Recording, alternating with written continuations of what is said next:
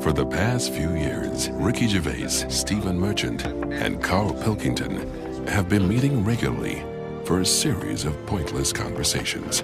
This is one of them. Testing. Is that all right? Hello and welcome to the Ricky Gervais Show with me, Ricky Gervais, Stephen Merchant. Hello. And the little round-headed buffoon that is Carl Pilkington. All right.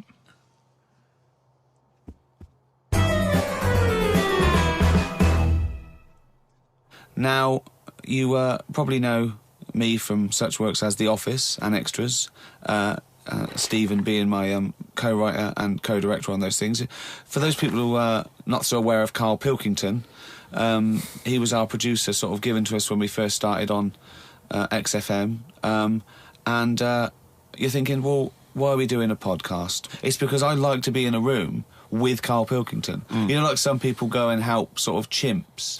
Do they? Yeah. Well, they go to the jungles and things. And help out little sort of endangered Diane species. Fossey or whatever. Exactly. You're very much the Diane Fossey of the Manchester scene. Of the little bald mank world. And Carl Pilkington is an ongoing experiment for me because I've seen him blossom from an idiot into an imbecile. And I want to see it through. Look at the way he's looking at us. Look at that. He's got a perfectly round head. And that's why I'm doing this podcast. Carl, what do you think about all this?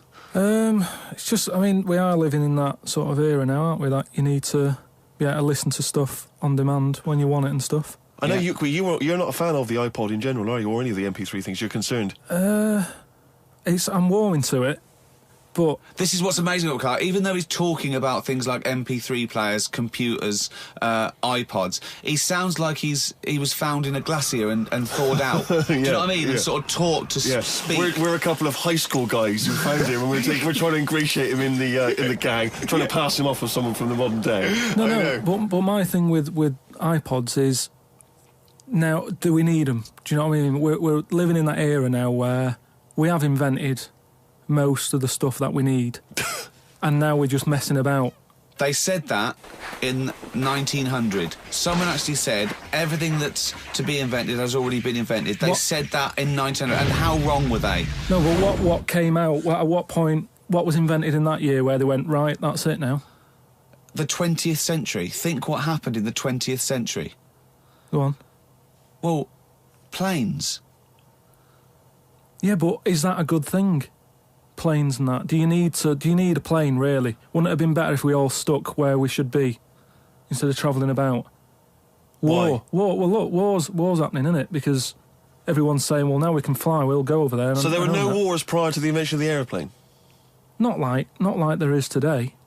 Right.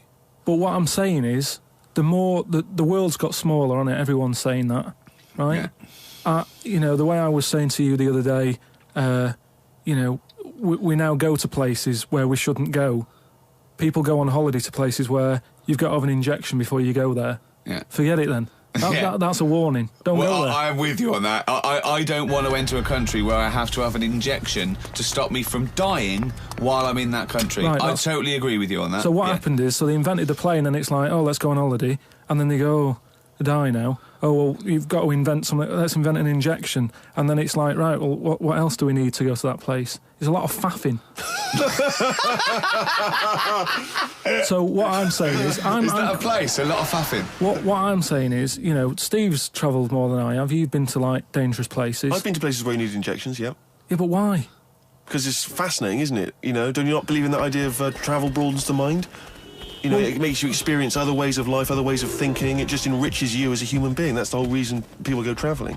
But since the invention of the telly, you don't have to go that far to see it. You're absolutely right. So there you go, then. The telly was the 20th century, wasn't it? Yeah, it's pretty good. So where would you stop, then? You'd stop making stuff now? Stop inventing stuff right now? If we're going to invent something, right, forget, the traditional way of people having kids, right? The way they, have it away in that. What do you mean? What do you mean? No, the way that, we have kids and stuff. If it'd be good if what happened was to control it is if man and woman, right, they're born and that, they enjoy their life, they learn a lot, they live to be about 78, I think, by that point. So specific. Yeah, 78, No. yeah. But by 78, I reckon you've sort of got to that point where you go, do you know what? I've done everything I'm going to do. If you haven't bungee jumped by the time you're 78, you're not going to do it. You know what I mean? So it's kind of like... Your hips come off. You've done it all now. Yeah. And then you die, right? So say if everyone had that, they live to be 78. But then just as you die, you have a little baby inside you. And as you die, your life carries on. Sorry. How is this happening? Sorry, are you mental? No, but don't you think... I mean, what? I've never heard such drivel. You're saying that, but if Newton said it, you'd go, interesting. That's what annoys me. The point is, Carl, he never would. He'd never say it. That's the point. If you never say it, I don't understand what you're talking about there. How was it? How is there a little baby in a 78-year-old? No, what I'm saying is it's like an apple where the apple grows and it's got its little baby pips in it, and the apple goes and the seeds are planted and a new one's born. But that's what happens. But that is what reproduction is. Yeah, but I'm saying babies aren't being born left, right and centre. It's controlled so that as someone dies, someone's born. But Carl, stop. Whose responsibility is this? If you don't want to do it, we won't do it. But I'm is just it supposed to be nature? Has nature got to develop humans so that we act that way? We live that way? Or is this a scientific experiment? He said to you then, he said, look, if you don't want to do it, we don't need to do it. Yeah. Like, if you were up for it, we'll sort it out. Yeah. We can do that. We'll have a whip round so we can do the research. I just think, at the end of the day, we've got to do something. And is anyone keeping an eye on this and looking at what we can do next to control the population thing? It does my head in that I've got to live in London for work and what have you, and there's loads of people here, and, forget going out on a Saturday night, it's too busy, and you can't move, and they keep... I mean, what annoys me about London So your solution is that 78-year-old women have little babies inside them, and as they slip away into death, the little babies... And how is that baby then raised? Who looks after the baby? Because it's a pretty good system, having a baby while you're young enough to look after that baby and make sure it lives to, reproductive age itself. I mean, that system's been working for years. Nature's sort of sorted it out. Natural selection and evolution sort of makes that a good model. But wait a minute, nature. Pop that on hold, because Carl Pilkington's got an idea. Yeah. That's what it was, just an idea. Yeah, well, it was nonsense. But thank you for it. The worst. Yeah. I mean, it was the ramblings of someone you'd find by themselves in a hospital eating flies. This is the sort of thing you find when, if they find maybe a pamphlet or a booklet written by a psychopath. Someone, just before they went on a rampage and then turned the gun on themselves, they go through their possessions and they find a book and it's got weird drawings, women with knives in their face, and this kind of garbage. In fact, I saw a similar sort of theory written out on a wall, but it was written in shit. Exactly. Yeah. No, all I'm saying is, I think it's, when people die normally, everyone's fed up about it, aren't they, and a bit down. But if when you pass away, you go, oh, we're going to miss Gladys or whatever, but then there's this new life brought in, it's almost like a bad news, good news. But you're talking about it like someone could pick this idea up and run with it. Like you've given them enough information to do it. How is this possible? Where does she get the baby from? Why does it grow? Why grow it in Gladys's belly? Why not have it in a drawer? But what I'm saying ready to go, just add water. I mean... Who looks after son of Gladys? There is no theory here. It's the ramblings of a madman. What I'm saying is, though, the body's always changing, innit? From caveman to now, or whatever. In some cases. And they're always finding out more and more. Like I read the other day about how they're saying, do you know, like they say, people have 6 senses. Yeah. There's loads more than that. Right, and there's this one... I say, show me that you've got one. No, right, and there's this one that's knocking about. Go on. That, what it is, say if I'm in a pub, right, and I'm just doing a crossword or whatever. Unlikely, but go on. And there's some woman who's walked in, right, and she's staring at me. Yeah. I know she's looking at me, and I look up and I look round, she's looking at me.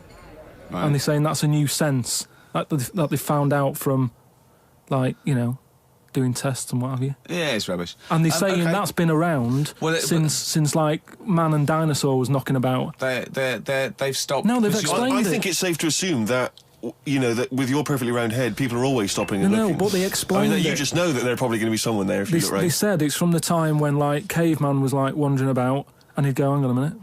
and he'd look round, there's a dinosaur there or whatever, and he'd leg it. This is nonsense. Not- I hate when people use the term when caveman was wandering round. Caveman and dinosaurs. Oh, they used to live together, yeah. Oh, that's the same era.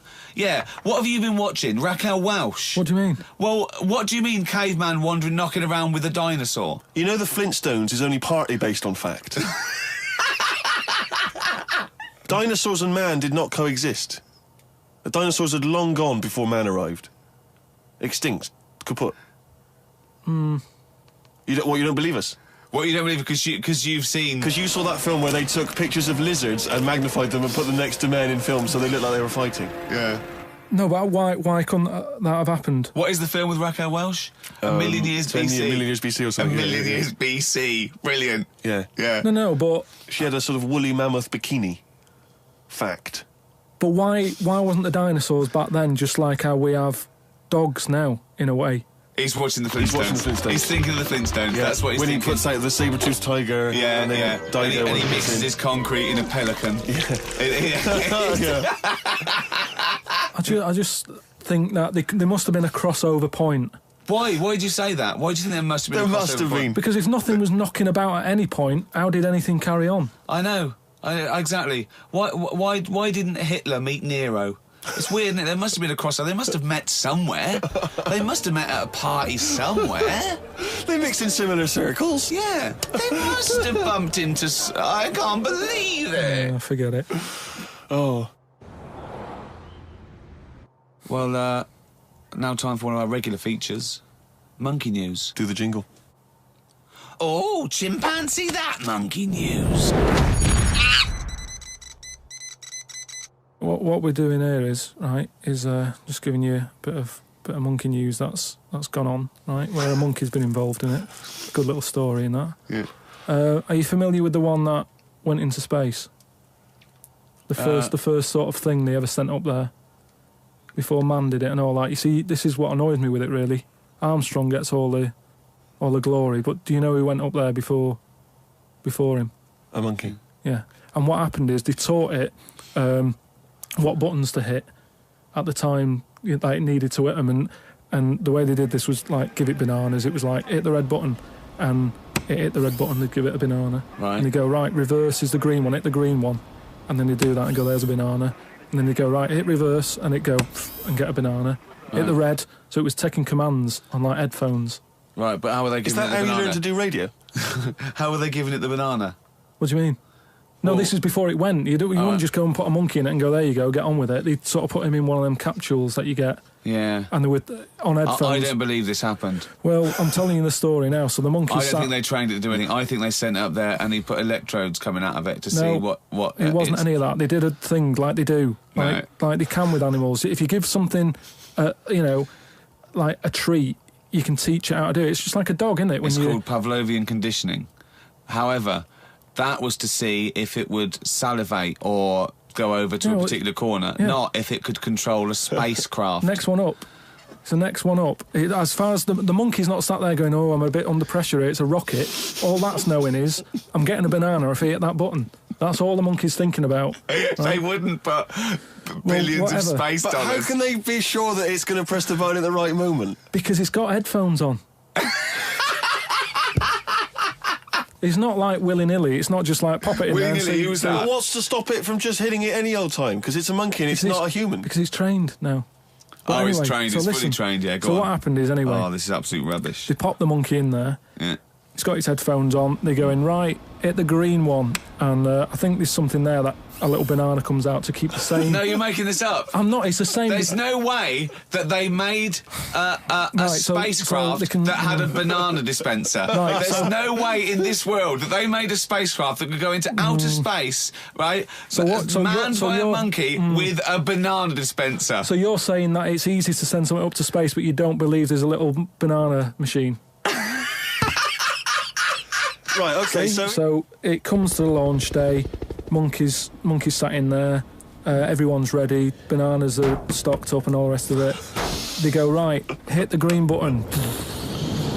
right, and the rocket goes off and what have you. No, they would not make the monkey launch the rocket. Carl, you are living in a cartoon world. So the rocket goes off, right? This is absolute bollocks. It's all going well. I don't know what you're going to... It's not going well. There's no way a monkey launched a rocket. There is no way a monkey launched a rocket, you idiot. It's all going on, so they're going, hit the left button, and it goes a little bit left button? Right, well-known spacecraft command. This is Houston, hit the left button. Oh, brilliant. This is what happened in Apollo 13. Hit the left button. So it goes left. Yeah, it goes left. So it goes left, and it's going well. Left! It goes left! Yeah. No, the moon. You're going right. It goes for the moon. Everything's going well. Right. They get up there. It does whatever it does. It reverse. It comes back. Right. So then honestly, you are brain dead. So you are one of the most stupid people. That I would rather have the monkey drive me home than you. So the thing is, it lands back. It does a good job and everything. It gets out. And this is sick of bananas. This is where it turns a bit sad, because after it's done that mission, right? Because it happened and it was all safe and everything. The next one would have been to send man. Right. So the monkey enjoyed it, and it was like, well, I want to do it again, right? But they were like... So how did they know that? How did they know he wanted to do it? Just the way it looked and what have you. It was like... Fuck off! Just the way it looked! You are a maniac. So the thing is, though, right? So after it had done that, it was on such a high, right? Yeah. It could never get that high again. There was nothing that it could do. Went on tour, did it? It did. It sort of ended up killing itself. Because it could never get that buzz that it got. Right, that was absolute bollocks. None of that is true, except they sent a monkey into space, and I'll check that. Absolute drivel. So, in your mind, it committed suicide. It went on a crazy bender, drinking drugs and women, and like then it does happen. You hear about it. It was found in a motel room.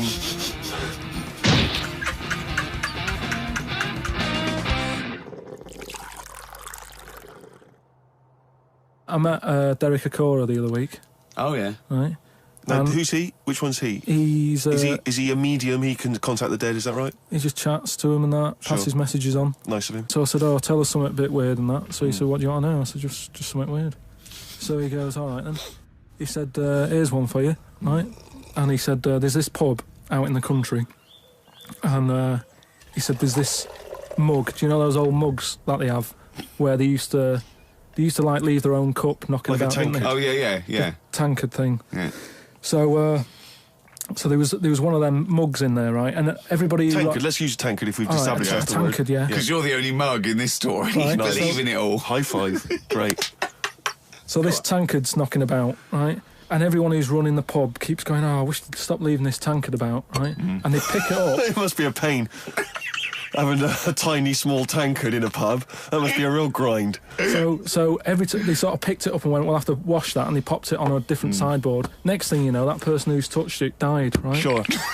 So they must have been getting through bar staff. So they kept getting in new staff and that. And they were like, "Oh, what's the connection here?" Right?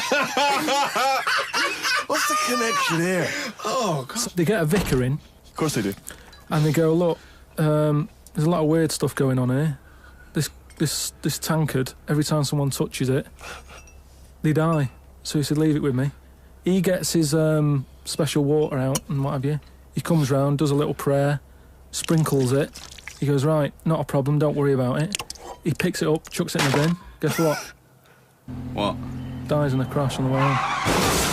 Because he picked it up. Well, but Carl, you're telling me this like it's fact, and I'm meant to go, "That's amazing." Derek Akora, he told me. Carl, I have no opinion of that story other than I'm pretty sure there was absolutely no connection between touching the tankard and him dying. That's all I'm sure of. It's not just him though, is it? I'm not going to even contest the chain of events. All I'm saying is there is no connection. There is no connection possible because I believe in logic and the laws of the universe. Yeah, but what I mean, you never pick up a vibe of... Like, I've got a mate, right, who he's living in this big stately home, right, and he's living in there now. He pays £100 a month. There's about 80 rooms. Gee. And it's this big stately house and what have you. And I went down there. He said, "Oh, come down and have a look," right? And from outside, you go, oh, this is brilliant. It's like something out of, you know, like the Man of Born or something. You go, this is impressive. But then when you get in, it's like it's a wreck, and we go in, and all the floors are like a wreck and rotten and stuff. And I looked at the wall, and there was like a little piece of paper stuck on the wall, right? And I said, what's this here? So I wandered over, right? Got right up close to it, and somebody had roted. Somebody had roted? Oh. Somebody had roted. I love this. Right, go on, sorry. So there's a little sign there, right? And I go up to it, and it says, flies, right? With an arrow. Flies, like, flies this way, right? I think that's a bit weird. So I follow the arrow, right? Which goes to this corner where there's a shelf, about 3,000 dead flies on it. Oh, my God. Condom stuck on the top. That's weird, isn't it? That is weird. That is weird. Right? So I'm looking at that, and there's loads of stuff on the floor and that bits of paper. Picked up this bit of paper, right? And it had, like, in biro and that. It looked really old, like it'd been there years. And it had something like, need nappies, dummy, right? Blankets, blah, blah, all this, like, all stuff for, like... And I turned it over, right? And it said, none of this now needed, baby dead. Right. Now that's weird, isn't it? Now that's what I'm talking about when you get a bad vibe. You go, that's who's been in here. It's bad vibe. It's just based on the fact that your mate's in charge. Yeah, that's terrifying. I mean, yes, so it's like saying, are we scared of the dark? Yes, I understand why people are scared of the dark. I'm a little bit scared of the dark. You're walking along. Because you don't know what's in it. Yeah, you don't know what's in the darkness. That's why people get nervous. It doesn't mean you have to make the leap then that you've got some paranormal sense. Oh, my God, I'm Carl Pilkington, and hang on. Just like Derek Acora, I have sensed something strange and evil in this room. Wait a minute. There's some flies in a condom. I was right all along. That is weird. Flies in a Johnny equals badness. the flies in a condom was weird. It's weird. I don't know. But the note. Yeah. I just think of his face when he saw that, reading it by torchlight. You must have been terrified. It's a bit odd, isn't it?